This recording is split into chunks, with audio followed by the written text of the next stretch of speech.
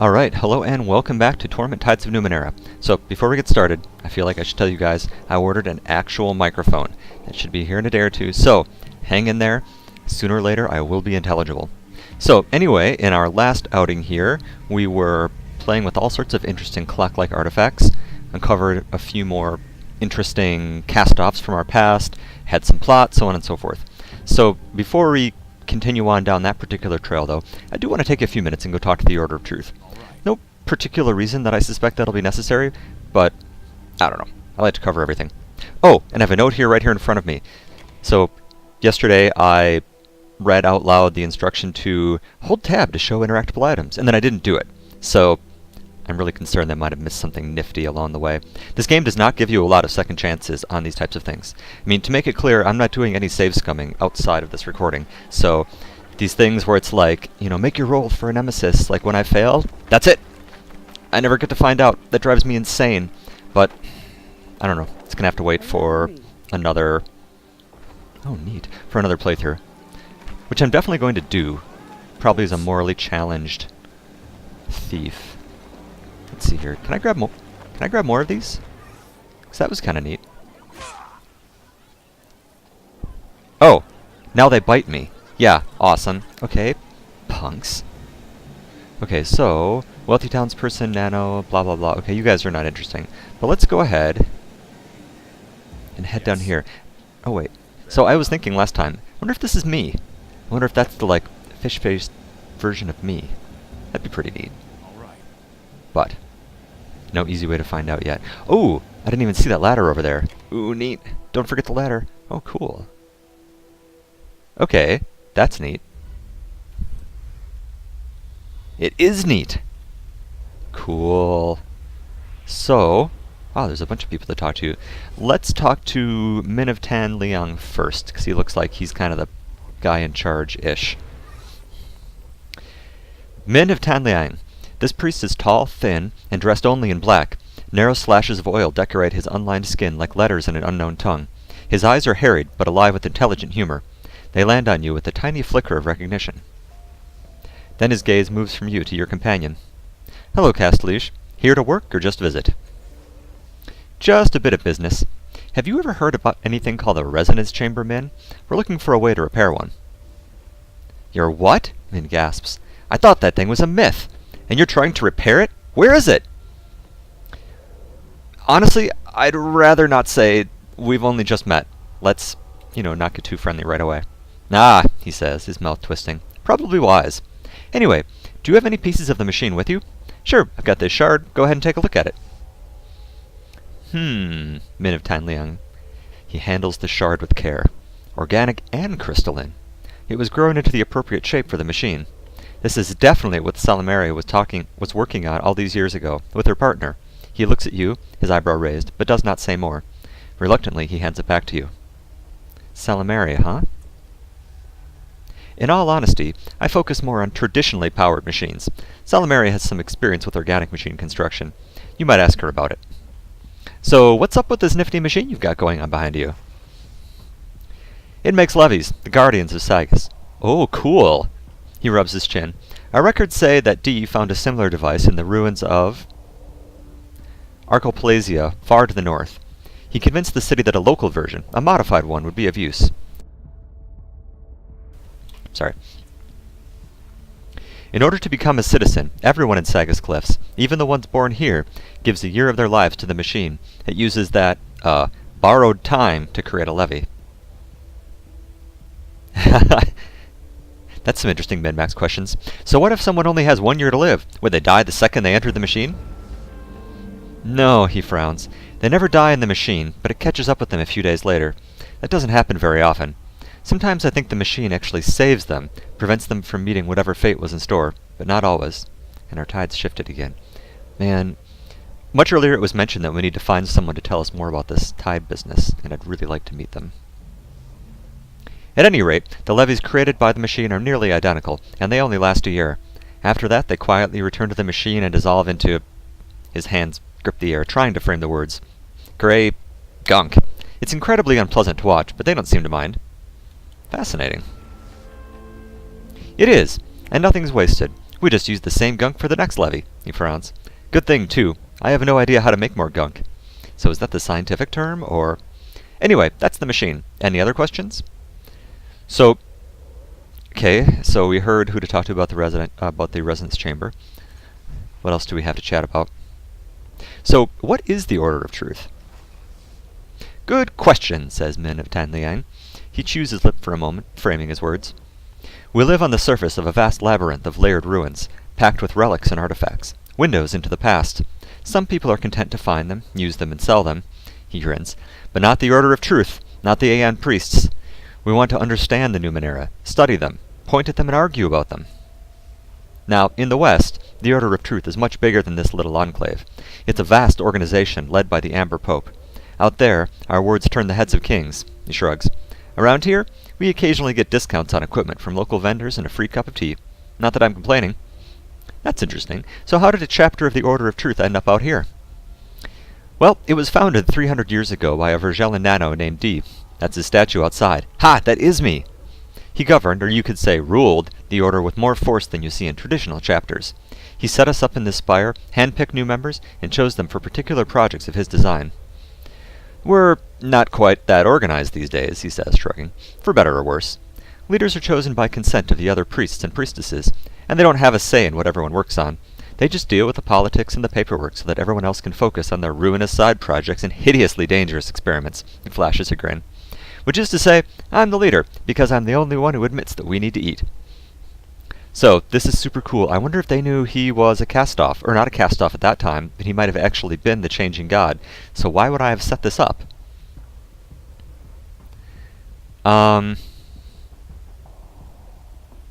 He doesn't sound dismissive. Food more important than knowledge is a stupid thing to say, and so is leadership is a lonely path. Well, alright, you sound awfully dismissive of your colleagues' work. Envious is the word, he says. I have a few insane theories I'm waiting to test out for years. Sighs, but the outside world just refuses to go away. The slave families, for some reason, aren't interested in funding wild, endless experimentation. They like results, especially weaponizable ones. So I review their requests, deflect the crazier ones, and convince my colleagues to work for a living occasionally. You haven't worked in the private sector. They expect results. He nods at the nearby machine. We also create the levies that guard the city, although that's been seen as more a responsibility than a favor these days. We know what the levies are. That's a stupid thing to say for number 2. You should refuse. Follow your interest in the funding would follow. It's a shame the Order has to earn its keep in this way. Let's go with that. It's a shame the Order has to earn its keep in the city. I'm big on libraries and so on and so forth, so... Oh, my dominant tide shifted. That's weird. Well, it has its ups and downs, he says, shrugging. Some of our people could use some grounding. He scratches his head absently. What else do you want to know about the Order? Okay. Are there a lot of Aeon priests in Saga's Cliffs? Yes, but they're not strictly here, he says. Some are out on digs or various expeditions. We only have a few Aeon priests in the city right now. There's Salamari, who I mentioned before. Belaziar? Let's see here. Let's go with Belazar, studies biomechanical life forms.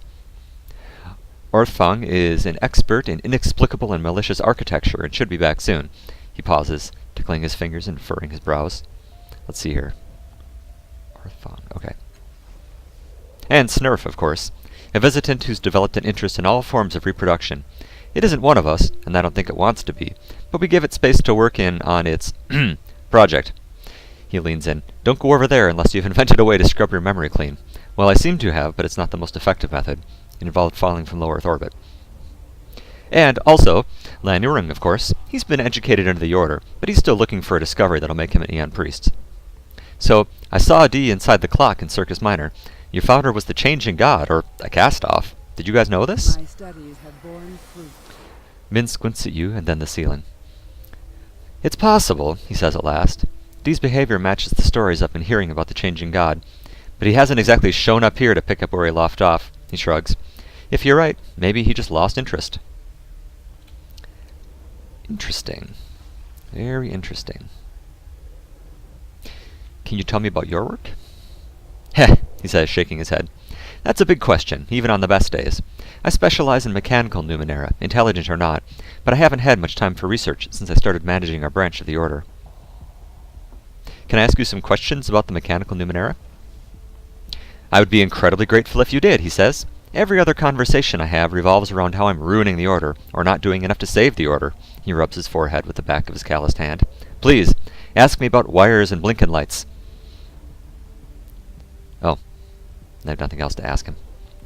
Unfortunate. But I will come back here as soon as I can think of something else to talk to you. So, let me poke around. Thanks for your help. Interesting. Okay. So, this is the weird one. Salmeria and Koro. Tab, not Alt. Wow, I have spent way too many years playing Diablo 2. Okay. Let's take a look at these things. A mass of leathery flesh sags against the railing. Sharp probes are stuck into its skin, surrounded by festering sores that ooze a foul-smelling oil. Ugh, okay. The light that shines from within this strong glass chamber has a cruel and clinical glow. Its doors are firmly sealed. That's okay with me. This synth sarcophagus could hold a large human. Its surface is pitted, as if it survived a sandstorm, and the original color is worn away. Interesting. Yeah. Yes. Poke at your stuff. You don't mind, do you? No, of course not. This machine is a chaotic assemblage of metal tanks and tubing. A work table, mounted with spare parts, stands beside it, and it's connected by wires to an oddly familiar sarcophagus and other devices. Hey, I wonder if I built this originally. As it turns out, there's very little to examine. Every access point to the machine has been carefully sealed. Some of the hatches and panels are worn with use. They are likely accessed by the Order when they perform maintenance on the machine. Others are gleaming, ornate locks with twisted keyholes, unmarred by the scratches and nicks of careless everyday use. You run your hands across its surface and feel the ghost of another person's hands doing the same. Okay, so I'd like to be able to use a nemesis, but I don't have any points left to make that easier. So I am going to wait to try to determine whether it looks so familiar until I've had a chance to get my stat refilled.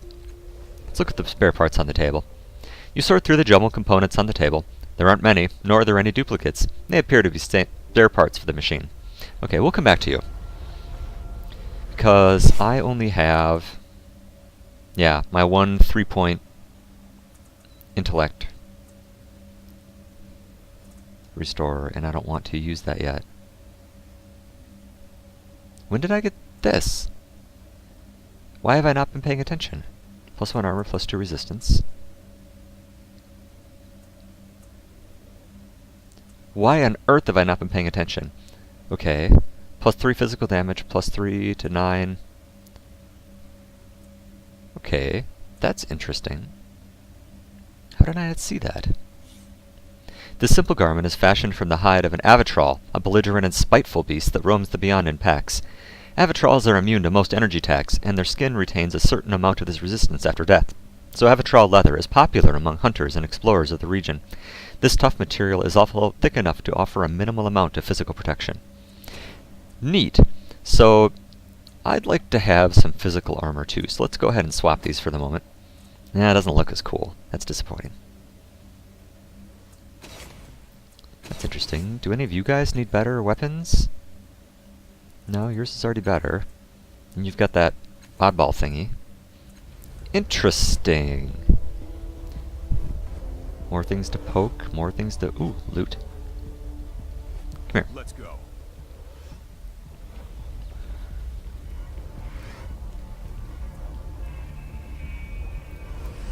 I wonder if this is the book I'm supposed to be looking for. Wrong button. I. Okay. Settle in. Abhumans of the Sagas Protectorate. A study of savagery. The creatures known as abhumans are believed to have descended from human ancestors, but at some point in their history they became something else, perhaps through mutation, directed breeding, or accelerated evolution. Unlike mutants, abhumans have rejected their humanity and live as beasts, although some are very clever. Nearly all of them are violent and cruel, preying upon humanity when they can. Historically, two species of abhumans have been common in the Sagas Protectorate. The first is the vile Murden, hunched and bird-like, with a sharp dirty beak and thick down of black feathers.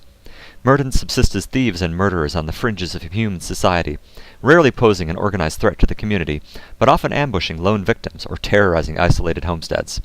They are incapable of speech, but they communicate with one another through a primitive form of telepathy that bleeds into the minds of everyone nearby, which can prove a dangerous distraction. Most of the time, Murdens are notorious cowards, preferring to flee if the odds are not clearly in their favor. The other abhuman species that once prospered here is the Yovak. Short and squat, with jaundiced skin, Yovaki hunt and kill for pleasure, and they eat whatever they kill. In the days when slavery was openly practiced in Saga's Cliffs, bands of Yovokoi were permitted to range across the frontier, raiding... Hold on. I'm not familiar with this word. Autochthonic tribes of humans and mutants and taking captives to be sold into the flesh markets of the blue. We heard about that. The vicious Yovoki would sometimes rape their captives as well, and stories say that children were sometimes born from these pairings, tainting the bloodlines of certain families. After the rebellion of Chile the Great, slavery was outlawed in Saga's Cliffs, and the Yovokai fled the Protectorate. They haven't been seen in centuries, but the people of Saga still remember them, and any proof of a blood connection to these creatures is enough to destroy a family's reputation. Okay, we will wander back down and chat with our friendly book merchant, Vanda? I don't remember her name right off the top of my head, but we'll go chat with her. These books are piled haphazardly on the floor. They reflect a dozen areas of inquiry, most of which are entirely unrelated to one another. That seems about right. The glowing display shows a globe, the ninth world, probably. Green lines depict trajectories that a ship could follow into the void between worlds? Really? Are we talking space? Are we talking between parallel worlds? Is this a ship? Cool. This desk is tidy and neat. A book entitled Ecology of Biomechanical Hybrids is open to a sparse entry on the enigmatic Nyctheramon. Interesting. More stuff I can poke at. I do still love poking things. This desk is cluttered with scrawled notes, piles of paper, and worn books. The owner was either extremely disorganized or left in a hurry. Let's poke at his stuff. You rustle through the mess of documents and notes. Most of them discuss the buildings and architecture of prior worlds. They're filled with drawings and descriptions of bizarre structures uncovered by scholars and explorers. The owner of this desk seems to have particularly interested in doors, door frames, and archways. He's drawn circles around all such things, but his scrawled comments are never more revealing. Similar, but not a match. Or, could there be a connection here? I wonder if they're making a reference back to Planescape. Okay, don't find anything new. We notice a few letters and personal correspondence, but they're written in code or perhaps a foreign script that isn't familiar to you. Okay, fair enough. So, let's go first talk to Salamari, who apparently helped us build some of this stuff, which is really interesting. You recognize one of the parties in this one-sided argument, Koro, the Starseeker you met in the reef. He studies his books, silent and miserable. The other is a tall woman in finely cut robes, regarding the man with arch disdain. When I told you to retrieve the falling star, I wonder if you heard, "Return to me with empty hands and excuses," she sighs. I no longer need your services, Koro. Collect your things and go. Sorry, dude. What? No, Salamari, I searched the reef for hours. Whatever fell was long gone by the time we got there. I was. And that is why you are unsuited for this work, she massages her eyes. Honestly, I don't know what I expected in you. I saw promise in you, but also the flaws, and I ignored them. She spots you out of the corner of her eye and turns to you, framing a sharp rebuke at your intrusion. Her anger turns to stark amazement as she sees your face. Adon! I don't think so. I haven't seen you in 10 years. 10 years! I cannot begin to imagine what your excuse might be. Hi, I'm not, Adon. She blinks once or twice. You're a cast-off, she murmurs, studying you from head to toe with an appraising and somewhat proprietary eye. Remarkable. This is rather like visiting a house you once owned and seeing new tenants through the windows. I've met members of your little family before, of course, trailing around in that shadow, looking for clues, or trying to repair the damage. Sorry. Her smile is genuine and somewhat sad. Her eyes linger on yours as if looking for any flash of recognition. I can help you if you like, but I need something from you first. I'm not going to agree to anything without more information, sorry. Oh, she says, rolling her eyes. Reason. Lovely. Well, think it over, she grins wolfishly. And tell me when you're ready to help. Okay, let's see what you want. Of course. She draws your attention to a map of the Reef of Fallen Worlds on her workstation, and taps a gilded ornate structure, not far from the dome containing the resonance chamber. This is the anechoic Lazarette. It has been hopelessly sealed since the dawn of the ninth world until, she smiles, I managed it in a week or two. It's quite simple once you've figured out the trick. I've been slipping in and out at nights, investigating the technology within, taking notes, she frowns. Then, more recently, I discovered that the structure was sealed again. Maybe you tripped some security? No, she says crisply. I would not make such a careless mistake. I believe someone tampered inside with no regard for the dangers and managed to trigger a failsafe that resealed the structure. She flicks a strand of hair from her eyes. I need someone to reopen the Lazarette and, she waves a vague hand, handle whatever nonsense and trespassers have been stirred up in their wake. So, why me? Simple, she says. You are a cast-off. All of you are made to be useful in some way or another. All of you are, at a minimum, competent. In short, you're better than any of the other draft I have at hand. Well, thank you. Besides, I can reopen the structure. The concern is what's waiting for me inside. She holds your gaze for a moment to make sure you understand. Oh, great. So I'm Ablet of Armor. Thanks.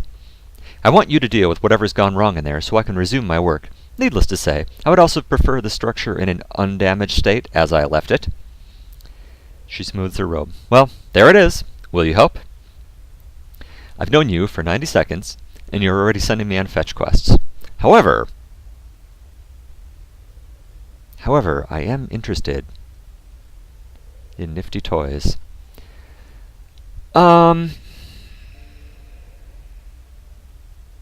These people, and this is probably wrong, seem like fairly straight dealers in the sense that if I have something interesting to them, or if I'm of interest to them, that they'll help me out without trying to stuff me inside of something and disassemble me. So, this seems pretty straightforward, and I'd like to poke at it anyway. So, sure, I'll give you a hand. Excellent, she says briskly, but really flashes across her face.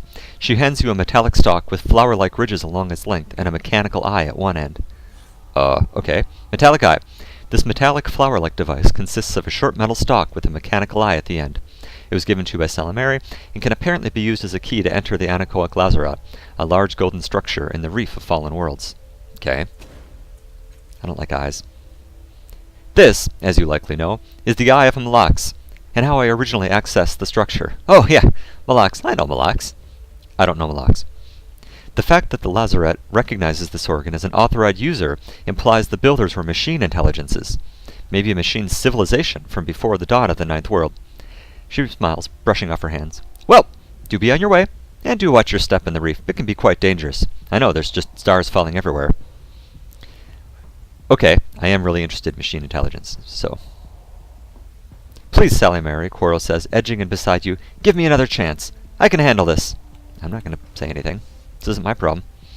She says, looking between the two of you. Salamari considers you both, then sorts through her work table, picking up a metallic eye. You're welcome to try, Koro, she says. She hands the eye over, but also holds on to it when he tries to take it. This is your last chance, she says. If you come back empty-handed, you'd better be his dad as well. How many eyes do you have? Trembling, Koro pockets the eye and leaves, his eyes downcast. Oh,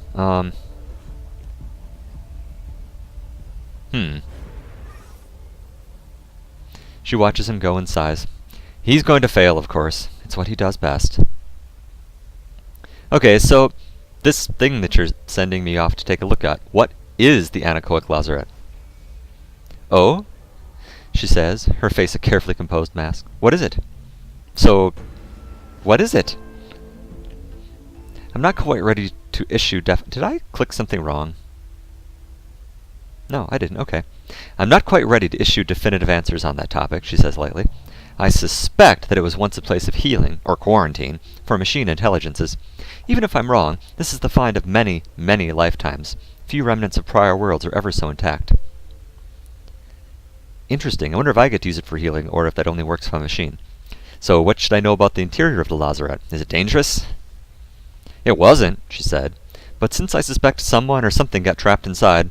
She shrugs slightly. Be careful, and do try to avoid breaking anything. So I'm trying to repair something called the resonance chamber. Ah, that contraption, she says. I'd be delighted to help, as I was before, but I'll need you to do that little favor for me first. Enter the anechoic Lazarette and make it safe for me to resume my work here. She lowers her voice. If you seek assistance from the others in the Order, do be careful. I suspect one of them is an informant from the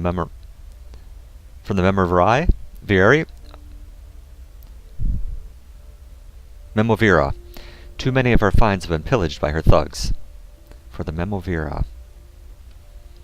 Okay. Who or what is the Memovira? The simple definition would be a crime lord in the bloom, but she is quite a bit more than that. In all ways that matter, she rules that tangled cesspit, and her spies are everywhere. So, you think there's a spy in the Order of Truth? Almost certainly, she says, losing interest, but I let men worry about that. Spies aren't a problem if you never share your secrets. So, I have some questions about the changing god. Good, she says. Curiosity about your origin is quite healthy. Her expression hardens. I'll be more than happy to share what I know once you've completed that favor for me. Pardon me. Alright. So, what do you do here, anyway? I study the ruins and remnants of past worlds, she says. When I have time, of course. These days, the Order spends more of its time helping the city than on its own research. Kessley says, Still laboring under lesser minds, dear, running the edges of her thumb along a nail. I've never understood how you put up with it. Castellige, don't be a wench. It's quite simple, Salamary says with brittle humor. They pay. That helps a great deal. Will you be staying with us for long this time? I think not, Castellige says, letting her hand fall. Busy times ahead, I'm afraid. All right. Don't get in bitch fights here. Okay. So, let's talk to the one that's not the apparently really scary one. Let's talk to Lan Yuring.